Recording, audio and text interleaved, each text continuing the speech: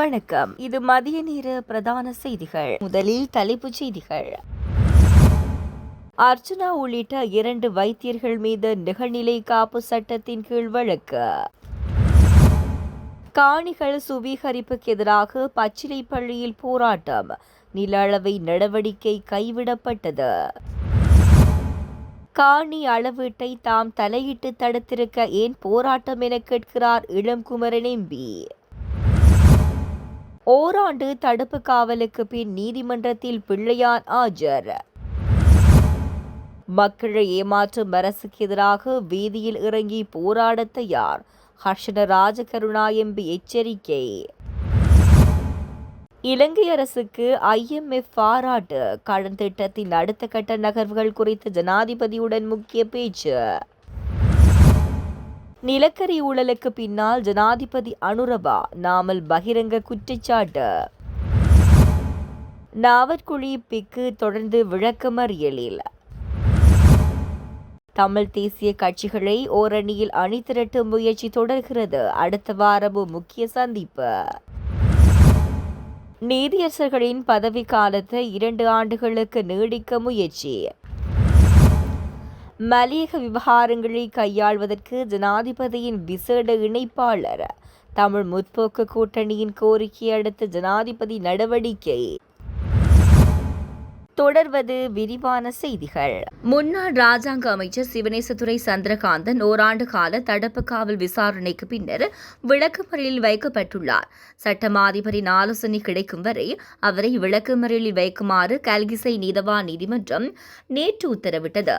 கிழக்கு பல்கலைக்கழகத்தின் முன்னாள் உபவேந்தர் பேராசிரியர் ரவீந்திரநாத் சுப்பிரமணியம் கடத்தப்பட்டு காணாமலாக்கப்பட்டமை தொடர்பான குற்றச்சாட்டில் கடந்த 2025 ஆண்டு ஏப்ரல் மாதம் 8ஆம் தேதி குற்றப்புலனாய்வு திணைக்களத்தால் பிள்ளையான் கைது செய்யப்பட்டார்.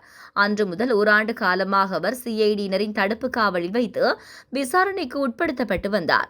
பேராசிரியர் ரவீந்திரநாத் கடத்தப்பட்ட சம்பவம் தொடர்பாக 2006ஆம் ஆண்டே விசாரணைகள் ஆரம்பிக்கப்பட்ட போதிலும் சுமார் 19 வருடங்களின் பின்னரே இந்த விவகாரத்தில் பிள்ளையான் கைது செய்யப்பட்டார் என்பது குறிப்பிடத்தக்கது. இதேவேளை உயிர்த்த ஞாயிறு தாக்குதல் சம்பவங்கள் தொடர்பாகவும் பிள்ளையான் மற்றும் அவரது தரப்பினரிடம் குற்றப்புலனாய்வு திணைக்களத்தினர் அண்மை காலமாக தீவிர விசாரணைகளை முன்னெடுத்து வருகின்றனர். தேர்தலுக்கு முன்னர் வழங்கிய வாக்குறுதிகளை மீறி மின்சார கட்டணம் மற்றும் எரிபொருள் விலைகளை தொடர்ச்சியாக அதிகரித்து மக்களை அரசு ஏமாற்றி வருகிறது. இந்த அநீதிக்கு எதிராக விரைவில் மக்களுடன் இணைந்து வீதியில் இறங்கி போராடுவோம் என்று ஐக்கிய மக்கள் சக்தி நாடாளுமன்ற உறுப்பினர் ஹர்ஷன ராஜகருணா தெரிவித்துள்ளார்.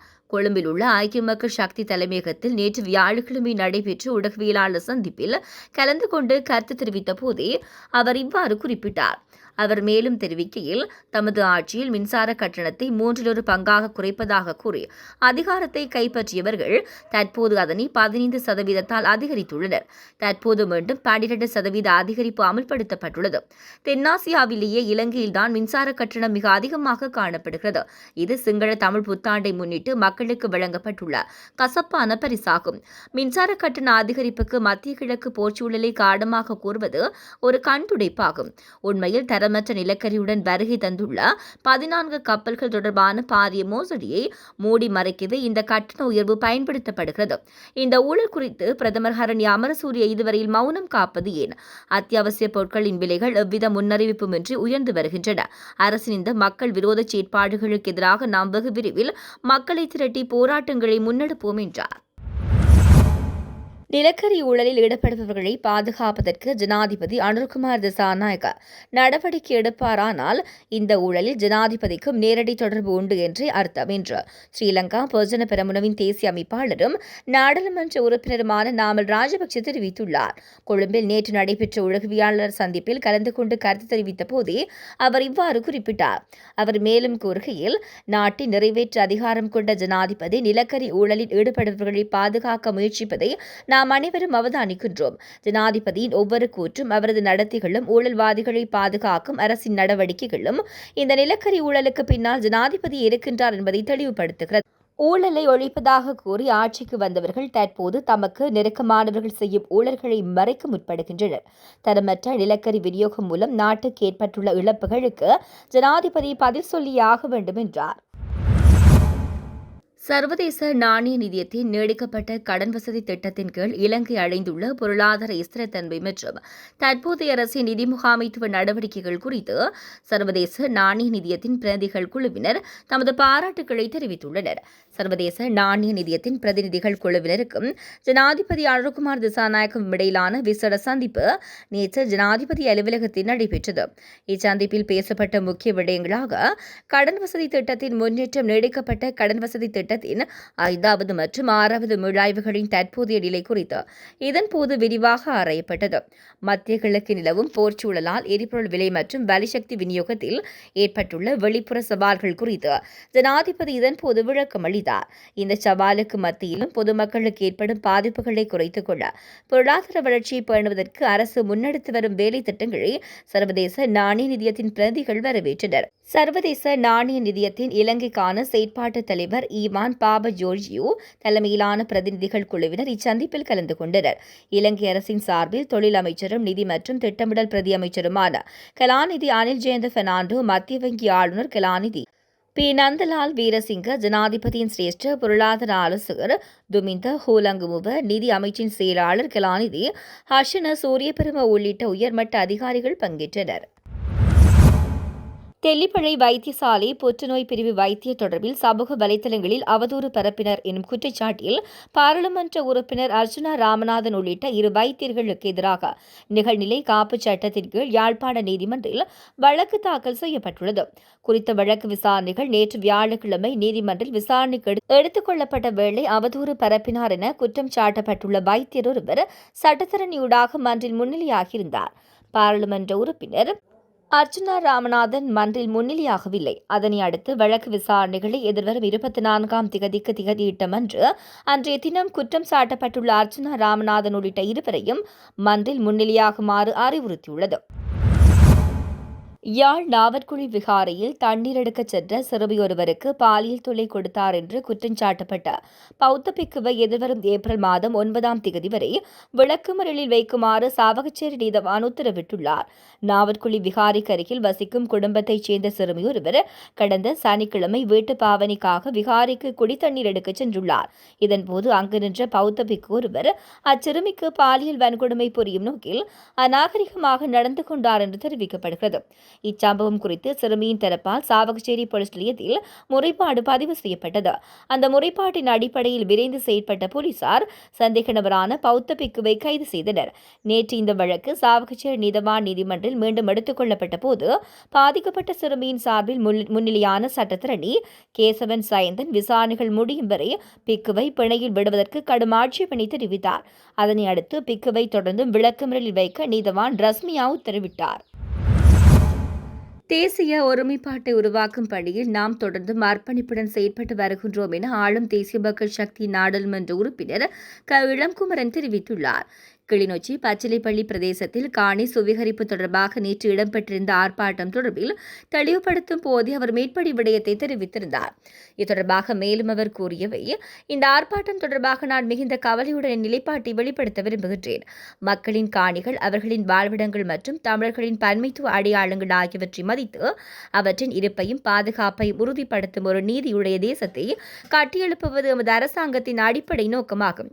கிளிநொச்சி மாவட்டத்தின் பச்சிலைப்பள்ளி பிரதேசத்தில் 2013ஆம் ஆண்டில் 38 ஏக்கர் காணிகளுக்கான சுவீகரிப்பு நடவடிக்கைகள் ஆரம்பிக்கப்பட்டமையோடு 2014ஆம் ஆண்டில் காணி சுவீகரிப்பு சட்டத்தின் கீழ் கடந்த ஆட்சிக் காலங்களில் இராணுவ பொறியில் படையினருக்கு காணி அமைச்சினூடாக அனுமதிகள் வழங்கப்பட்டிருந்தமை குறிப்பிடத்தக்கது.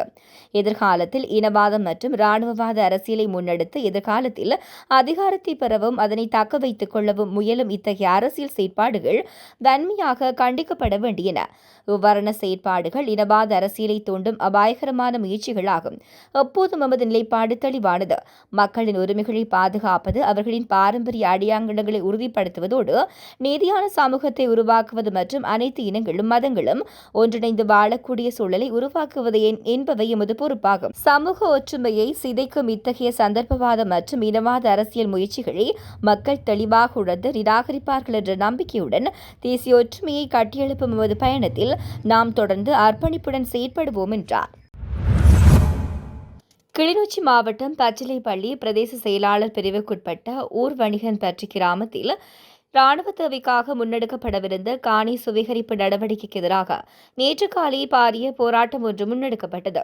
மக்களின் பலத்த எதிர்ப்பினை தொடர்ந்து திட்டமிடப்பட்டிருந்த நில அளவை நடவடிக்கை தற்காலிகமாக கைவிடப்பட்டது.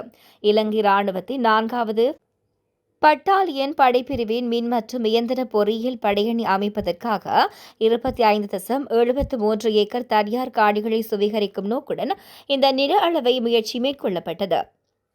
அரசாங்க நில அளவையாளர் நிதர்சனால் வெளியிடப்பட்ட உத்தியபூர்வ அறிவித்தலின்படி காணி சுவீகரிப்பு சட்டத்தின் 4ஆம் பிரிவின் கீழ் நேற்று காலை 9 மணியளவில் பணிகள் ஆரம்பிக்கப்படவிருந்தன.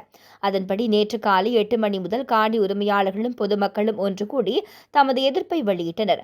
போராட்டத்தில் கலந்து கொண்ட இலங்கை தமிழரசுக் கட்சியின் பாராளுமன்ற உறுப்பினர் சிவஞானம் ஸ்ரீதரன் ஊடகங்களிடம் கருத்து தெரிவிக்கையில், பச்சிலைப்பள்ளி பகுதியில் தமிழ் மக்களுக்கு சொந்தமான தனியார் காணிகள் இதுவரை விடுவிக்கப்படாத நிலையில் அவற்றை இராணுவ தேவைகளுக்காக வலுக்கட்டாயமாக அளவீடு செய்யும் முயற்சி இன்று முன்னெடுக்கப்பட்டது. தமது பூர்வீக நிலங்களை இழந்து நிற்கும் உரிமையாளர்களும் அவர்களுக்கு ஆதரவாக நாங்களும் இணைந்து இந்த அநீதியான அளவீட்டு பணியை தடுத்து நிறுத்தினோம். மக்களின் காணிகள் முழுமையாக விடுவிக்கப்படும் வரை எமது ஜனநாயக போராட்டங்கள் தொடரும் என தெரிவித்தார். குறித்த போராட்டத்தில் இலங்கை தமிழரசுக் கட்சியின் பாராளுமன்ற உறுப்பினர் சிவஞானம் ஸ்ரீதரன், தமிழ் தேசிய மக்கள் முன்னணியின் பொதுச் செயலாளரும் முன்னாள் பாராளுமன்ற உறுப்பினருமான செல்வராசா கஜேந்திரன், சமத்துவ கட்சியின் செயலாளர் நாயகம் முருகேச சந்திரகுமார், கரைச்சி பிரதேச சபையின் தவிசாளர் அருணாசலம் வேளமாளிகன், பச்சிலைப்பள்ளி பிரதேச சபையின் தவிசாளர் சுப்பிரமணியம் சுரேன், பிரதேச சபையின் கௌரவ உறுப்பினர்கள், மதத்தலைவர்கள், காணி உரிமையாளர்கள், பொதுமக்கள் என பலரும் கலந்து கொண்டனர். இனப்பிரச்சினைக்கான தீர்வு மற்றும் புதிய அரசமைப்பு உருவாக்கம் ஆகிய விவகாரங்களில் தமிழ் தேசிய அரசியல் கட்சிகளிடையே ஒருமித்த நிலைப்பாட்டை எட்டும் நோக்கில் தமிழ் சட்டத்தரணிகள் பேரவையினால் ஏற்பாடு செய்யப்பட்டுள்ள 2வது சந்திப்பு அடுத்த வார தொடக்கத்தில் நடைபெறவுள்ளது. இலங்கை தமிழரசுக் கட்சி, ஜனநாயக தமிழ் தேசிய கூட்டணி மற்றும் தமிழ் தேசிய மக்கள் முன்னணி ஆகிய கட்சிகளை ஒன்றிணைத்து கடந்த 2ஆம் தேதி கொழும்பில் 1வது சந்திப்பு நடைபெற்றது. இதன்போது சமஷ்டி முறையிலான அரசமைப்புக்கான சமூக ஒப்பந்தம் ஒன்றை தயாரித்தல் மற்றும் இனப்பிரச்சினை தீர்வில் தனித்து செயற்படுவதில்லை போன்ற முக்கிய இணக்கப்பாடுகள் எட்டப்பட்டன. இதனைத் தொடர்ந்து 2வது கட்ட பேச்சுவார்த்தை கடந்த 19ஆம் தேதி நடத்த திட்டமிடப்பட்டிருந்தது. எனினும் நாட்டில் நிலவும் எரிபொருள் தட்டுப்பாடு உள்ளிட்ட நெருக்கடி நிலைமைகள் காரணமாக அச்சந்திப்பு திகதி குறிப்பிடப்படாமல் ஒத்திவைக்கப்பட்டது. இந்த சூழலில் தமிழ் சட்டத்தரணிகள் பேரவையின் ஒருங்கிணைப்பாளர்களான ரத்னவேல், புவிதரன், பேராசிரியர் சர்வேஸ்வரன், சுகந்தி ராஜகுலேந்திரா, நிரஞ்சன், ரணிதா மற்றும் மயூட் தினேஷ் ஆகியோர் ஏப்ரல் மாத தொடக்கத்தில் கூடி இதுகுறித்து ஆராயவுள்ளனர். சம்பந்தப்பட்ட கட்சிகளின் பிரதிகளின் வசதியை பொறுத்து இந்த 2வது தீர்க்கமான சந்திப்பு அடுத்த வார தொடக்கத்தில் நடைபெறுவதற்கான அதிக சாத்தியக்கூறுகள் காணப்படுவதாக தமிழ் சட்டத்தரணிகள் பேரவை வட்டாரங்கள் தெரிவிக்கின்றன. இந்திய வம்சாவளி மலேக மற்றும் தென்னிலங்கை வாழ் தமிழ் மக்களின் நீண்டகால பிரச்சினைகளை கையாள்வதற்காக ஜனாதிபதி செயலகத்தில் உயர்மட்ட இணைப்பதிகாரி ஒருவரை நியமிக்குமாறு தமிழ் முற்போக்கு கூட்டணி விடுத்த கோரிக்கையை ஜனாதிபதி ஏற்றுக்கொண்டுள்ளார். இதற்கமைய ஜனாதிபதி செயலகத்தின் தலைமை அதிகாரி பிரபாத் சந்திரகீர்த்தியை மலேக விவகாரங்களுக்கான இணைப்பாளராக ஜனாதிபதி அனுரகுமார் திசாநாயக்க நியமித்துள்ளதாக தமிழ் முற்போக்கு கூட்டணியின் தலைவர் மனோ கணேசன் தெரிவித்துள்ளார். ஜனாதிபதிக்கும் தமிழ் முற்போக்கு கூட்டணியின் தூதுக்குழுவுக்கும் இடையில் நேற்று நடைபெற்ற விசேட சந்திப்பை தொடர்ந்து இந்த முக்கிய தீர்மானம் எடுக்கப்பட்டுள்ளது. இந்த முக்கிய பேச்சுவார்த்தையில் தமிழ் முற்போக்கு கூட்டணியின் தலைவர் மனோ கணேசன், பாராளுமன்ற உறுப்பினர்களான பழனி திகாம்பரம், ராதாகிருஷ்ணன் மற்றும் கூட்டணியின் அரசியல் குழு உறுப்பினர்களான பரணிதரன், பாரத் அருள்சாமி, நகுலேஸ்வரன், விஜயசந்திரன், சசில்குமார், விஸ்வநாதன் ஆகியோரும் கலந்து கொண்டனர். மலேக மற்றும் தென்னிலங்கை வாழ் தமிழ் மக்கள் எதிர்நோக்கும் பல்வேறு நிர்வாக மற்றும் வாழ்வாதார பிரச்சினைகளை நேரடியாக ஜனாதிபதி செயலக மட்டத்தில் கையாள்வதற்கு ஒரு பொறிமுறை அவசியம் என நாம் வலியுறுத்தினோம். இன்றைய இச்சந்திப்பின் போது மலேக மக்கள் சார்ந்த பல முக்கிய விவகாரங்கள் விரிவாக ஆராயப்பட்டன. குறிப்பாக டித்வா மலேக பேரழிவு, காணி உரிமை மற்றும் மலேகத்தில் தொடர்மாடி குடியிருப்பு திட்டங்கள் நிராகரிக்கப்படுதல் போன்ற விடயங்கள் குறித்து ஜனாதிபதியின் கவனத்துக்கு கொண்டு செல்லப்பட்டது.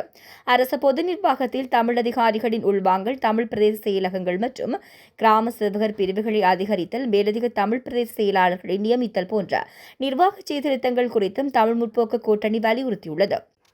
போலீஸ் துறையில் தமிழ் இளைஞர்கள், யுவதிகளை உள்வாங்குதல் மற்றும் நீண்டகாலமாக தாமதமடைந்து வரும் மாகாண சபை தேர்தலை நடத்துவதன் அவசியம் குறித்தும் இதன்போது விரிவாக பேசப்பட்டது என்றார். உயர்நீதிமன்றம் மற்றும் மேன்முறையீட்டு நீதிமன்ற நீதியரசர்களின் பதவிக்காலத்தை 2 ஆண்டுகளுக்கு மேலும் நீடிப்பது என்பது மக்கள் மத்தியில் தவறானதொரு நிலைப்பாட்டை ஏற்படுத்தும். தமக்கு தேவையானவர்களை பதவியில் தொடர்ந்து வைத்துக் கொள்வதற்கு அரசாங்கம் முயற்சிக்கிறதா என்ற நிலைப்பாடு மக்கள் மத்தியில் ஏற்பட்டால் அது நீதித்துறையின் சுதந்திரத்துக்கும் சுயாதீனத்துக்கும் இழுக்காக அமையும். ஆகவே பதவிக்காலத்தை நீடிக்கும் தீர்மானத்தை நிறைவேற்றினால் நாடும் நெருக்கடிக்குள்ளாகும், அரசாங்கமும் நெருக்கடிக்குள்ளாகும். ஆகவே இந்த தவறான தீர்மானத்தை அரசாங்கம் கைவிட வேண்டும் என முன்னாள் நீதியமைச்சர்களான பேராசிரியர் ஜிஎல் பீரிஸ் மற்றும் ஜனாதிபதி சட்டத்தரணி விஜயதாச ராஜபக்ஷ ஆகியோர் கூட்டாக சுட்டிக்காட்டினர். பொருளை என்.எம். பெரேரா மத்திய நிலையத்தில் நேற்று வியாழக்கிழமை நடைபெற்ற ஊடகவியலாளர் சந்திப்பின் போது மேற்கண்டவாறு குறிப்பிட்டார்கள். முன்னாள் நீதியமைச்சரான பேராசிரியர் ஜிஎல் பீரிஸ் குறிப்பிட்டதாவது, நாட்டின் ஜனநாயகத்தை பாதுகாக்கும் பிரதான கட்டமைப்பான நீதித்துறை சுயாதீனமாக செயற்பட வேண்டும். நீதித்துறையின் சுயாதீனத்தை பாதுகாப்பதற்கு அடிப்படை அரசியலமைப்பில் பல ஏற்பாடுகள் உள்ளடக்கப்பட்டுள்ளன. நீதிபதிகளின் பதவிக்காலம் மற்றும் ஏனைய வரப்பிரசாதங்கள் அதிகரிக்கப்பட வேண்டுமே தவிர குறைக்கப்படலாகாது என்று அரசமைப்பில் தெளிவாக குறிப்பிடப்பட்டுள்ளது. நீதித்துறை சுதந்திரத்தில் நீதிபதிகளின் சம்பளம் மற்றும் சலுகைகளில் பிரதான அம்சமாக காணப்படுகிறது. தெரிவு செய்யப்பட்ட அடிப்படை உயர் மற்றும் மேன்முறையீட்டு நீதிமன்றத்தின் நீதியரசர்களில் ஓய்வு பெறும் வயதிலேயே 2 ஆண்டுகளுக்கு நீடிப்பதற்கு அரசாங்கம் முயற்சிக்கிறது. அரசாங்கத்தின் இந்த முயற்சி முற்றிலும் தவறானதுடன் இயற்கை கோட்பாடுகளுக்கு முற்றிலும் விரோதமானது என குறிப்பிட்டார். இதனைத் தொடர்ந்து கருத்து தெரிவித்த முன்னாள் நீதி மற்றும் அரசமைப்பு மறுசீரமைப்பு அமைச்சர் ஜனாதிபதி சட்டத்தரணி விஜயதாச ராஜபக்ஷ, அரசாங்கத்தின் சகல தீர்மானங்கள் மற்றும் செயற்பாடுகளை விமர்சிக்கும் மனநிலையில் நாங்கள் இல்லை. அதற்கான தேவையும் நமக்கு கிடையாது. அரசியல் நோக்கங்களை முன்னிலைப்படுத்திக் கொண்டு நீதித்துறை கட்டமைப்பில் மாற்றங்கள் மற்றும் மறுசீரமைப்புகள் முன்னெடுத்தால் அது நிகழ்காலத்திலும் எதிர்காலத்திலும் மிக மோசமான விளைவுகளை ஏற்படுத்தும். உயர்நீதிமன்ற நீதியரசர்கள் மற்றும் மேன்முறையீட்டு நீதிமன்ற நீதியரசர்கள் ஓய்வு பெறும் வயதிலேயே அதிகரிக்கும் யோசனை முன்னாள் பிரதமர் நீதியரசர் சரத் என சில்வா அதற்கு அனுமதி அளிக்கவில்லை. 2015ஆம் ஆண்டு அதே யோசனை ஒரு தரப்பினரால் கொண்டுவரப்பட்டது. அப்போதைய பிரதம நீதியரசர் அந்த யோசனையை கடுமையாக விமர்சித்து யோசனைகளை நிராகரித்தார். பொருளாதார நெருக்கடிக்கு மத்தியிலும் நாங்கள் நீதிபதிகளின் சம்பளத்தை 3 மடங்காக அதிகரித்தோம். அதேபோல் ஓய்வு பெற்றதன் பின்னரும் அவர்கள் வகித்த பதவியின் கௌரவத்தை பாதுகாத்துக் கொண்டு வாழ வேண்டும் என்பதற்காக ஓய்வூதிய கொடுப்பனர்களையும் 3 மடங்காக அதிகரித்தோம். தமக்கு தேவையானவர்களை பதவியில் தொடர்ந்து வைத்துக் கொள்வதற்கு அரசாங்கம் தொடர்ந்து முயற்சிக்கிறதா என்ற நிலைப்பாடு மக்கள் மத்தியில் ஏற்பட்டால் அது நீதித்துறையின் சுதந்திரத்துக்கும் சுயாதீனத்துக்கும் இழுக்காக அமையும். ஆகவே பதவிக்காலத்தை நீடிக்கும் தீர்மானத்தை நிறைவேற்றினால் நாடும் நெருக்கடிக்குள்ளாகும், அரசாங்கமும் நெருக்கடிக்குள்ளாகும். ஆகவே இந்த தவறான தீர்மானத்தை அரசாங்கம் கைவிட வேண்டும் என்று வலியுறுத்துகின்றோம் என்றார்.